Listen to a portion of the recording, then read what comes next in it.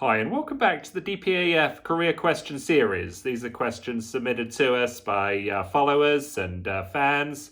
People are interested to develop their career. And today's question comes from Vince from Stafford, who says, I'm a sales director at a large building materials company, and our top sales agent has just been sacked for the large number of complaints he generated. I pointed out to head office that all the complaints were from prospective customers who never actually purchased from us. Yet his repeat business from actual customers was off the charts. The boss just said, I want a happy workplace above all else. Yet how do I replace Adrian's £20,000 a month sales income? Well, Vince, that's a great question. Appreciate you sending it to us, and this is my answer. I think sometimes in a company, you get salespeople that are so experienced they can just cut through the not real customers or the time wasting people and get straight to the real customers who want to buy now, and they focus all their time and attention on them. And it sounds like that's what your guy Adrian was doing. He didn't have any airs or graces with the time wasting people or the window shopping people or the people who just wanted to talk about a purchase but not actually make one. He just dismissed them straight away, went straight to the people who did want to purchase, and focused all his time and attention. And obviously that's going to create the results that he created. Big income from real buyers, and then complaints from non-real buyers who felt like they were being dismissed or shut out or not given the proper attention to. And the boss of the company is obviously a very weak leader who didn't recognize this and emphasize this.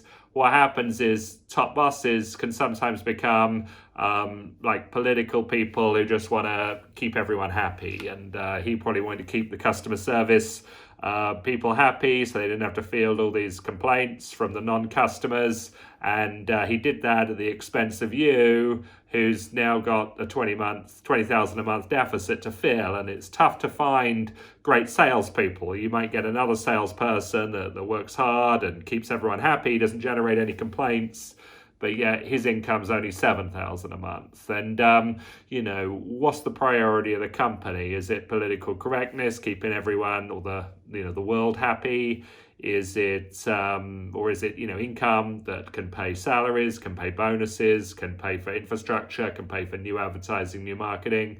Now, sometimes there's a price to bad publicity and bad press. And, from the boss's point of view, he's probably saying, look, this bad reputation that Adrian's generating is going to cost us money.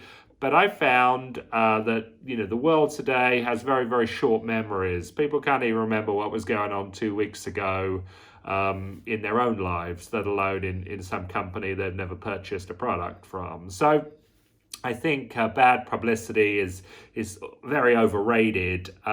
What isn't overrated, though, is a company that's willing to stand up to professional complainers. Some people are looking to waste a company's time so they can trigger a reaction of, bad behavior or bad customer service, and then complain to head office and get some sort of compensation or some sort of discount or whatever it is. And it's this sort of vicious cycle. Companies that just really focus on delivering products and services to the actual customers that want to buy now are the ones that tend to have the most success. So it seems like your company's kind of half in, half out. They want to pacify the non-customers, and then they want to pander to the court of public opinion, as it were. And I think it's just a sign of the times. I think a lot of companies do this, and it kind of discriminates against great people like your guy Adrian, high achieving guy, successful guy. His income paid for a lot of bills, paid for a lot of salaries, paid for a lot of bonuses.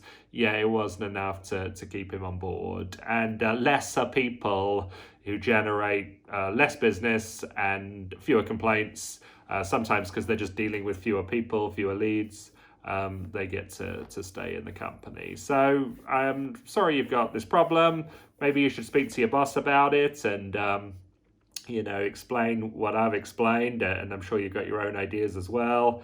and see if you can get some sort of standard to set expectations to your sales agents. Presumably you told them, hey, get me great sales, and we'll look after you, you'll keep your job, all you got to do is meet your targets. This guy's gone and done it, and of course he can't keep his job, he has to go. So that's the situation. It's just a case of understanding it really and doing your best within it. But you sound like a conscientious guy. There are great salespeople out there.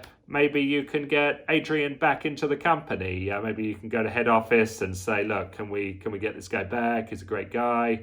Maybe Adrian would be happy to come back, or maybe he'll go elsewhere. Maybe he'll go to a rival company and be kind of working against you. That's another consequence of this bad management decision. So I hope my answers helped you. I know it's not a sort of a solution to a problem. It's really more of an explanation as to why it's happened in my view. So hope everything works out. I want to thank you for submitting this question, Adrian, and Vince, and hopefully Adrian will see it as well. So thanks again for following us and for watching dpaf.